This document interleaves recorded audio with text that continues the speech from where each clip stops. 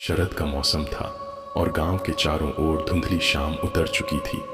नील और उसकी दोस्त काजल गांव के बाहर स्थित पुरानी और वीरान हवेली के बारे में सुनकर काफी उत्सुक थे। हवेली की कहानियां रहस्यमय और भयानक थीं। लोग कहते थे कि हवेली में एक आत्मा का वास है जो रात होते ही जीवित हो जाती है। नील ने काजल से कहा, चलो आज रात उस हवेली का पता लगाते हैं, देखना है इसमें कितनी सच्चाई है। काजल ने हिचकिचाते हुए कहा, मुझे नहीं लगता कि यह सही होगा नील, लोग कहते हैं कि वहां जाना बहुत खतरनाक है।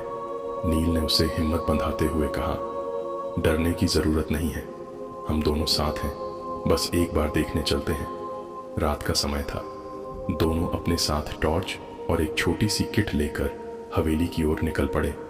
रास्ते में गांव के बुजुर्गों ने उन्हें रोका और चेतावनी दी, बच्चों उस हवेली में मत जाओ, वह जगह शापित है। लेकिन नील और काजल ने उनकी बातों को नजरअंदाज करते हुए अपनी मंजिल की ओर बढ़ते रहे। हवेली के पास पहुंचते ही एक अजीब सा सन्नाटा छा गया। वहां का माहौल बेहद डरावना था। हवेली की दीवारें टूटी फूटी थीं और खिड़कियों से ठंडी हवा के झोंके आ रहे थे, जिससे खिड़कियों के पल्ले अजीब आवाज कर रहे थे।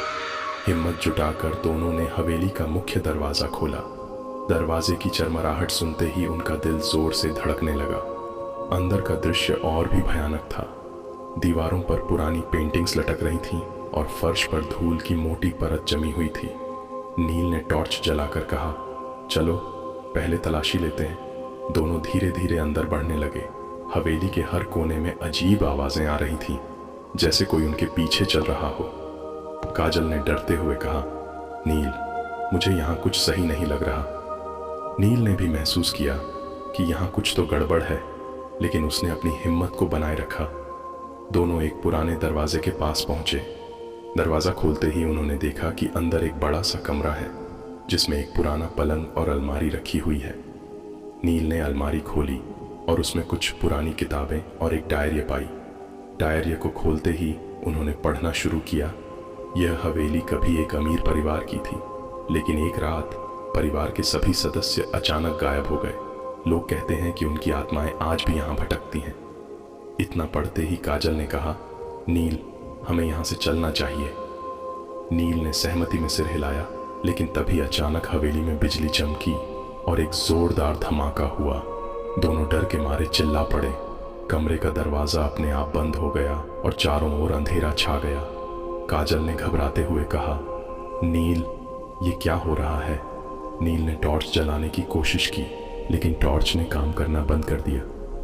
अचानक उन्होंने देखा कि कमरे के एक कोने में एक धुंधली परछाई नजर आ रही है। परछाई धीरे धीरे उनकी ओर बढ़ने लगी। नील और काजल ने भागने की कोशिश की, लेकिन दरवाजा बंद था। परछाई करीब आकर एक बूढ़ी औरत की शक्ल में बदल गई। उसकी आंखें जलती हुई लाल थीं और उसके चेहरे पर भयावह हंसी थी।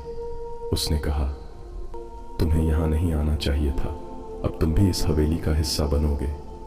नील और काजल चीखने लगे, लेकिन उनकी आवाज बाहर तक नहीं पहुंची। अचानक हवेली की दीवारें हिलने लगीं और दोनों को ऐसा लगा कि फर्श उनके पैरों के नीचे से खिसक रहा है। आखिरी चीख सुनाई दी और फिर हवेली में सब कुछ शांत हो गया। अगली सुबह गांव वालों ने देखा कि हवेली का दरवाजा खुला है, लेकिन नील और काजल का कोई पता नहीं था। लोगों का कहना है कि हवेली की आत्मा ने उन्हें भी अपने साथ मिला लिया। अब हवेली में रात के समय उनकी चीखें गूंजती हैं और गांव वाले दूर से ही उस भयानक हवेली को देखते हैं, लेकिन कभी वहां जाने की हिम्मत नहीं करते।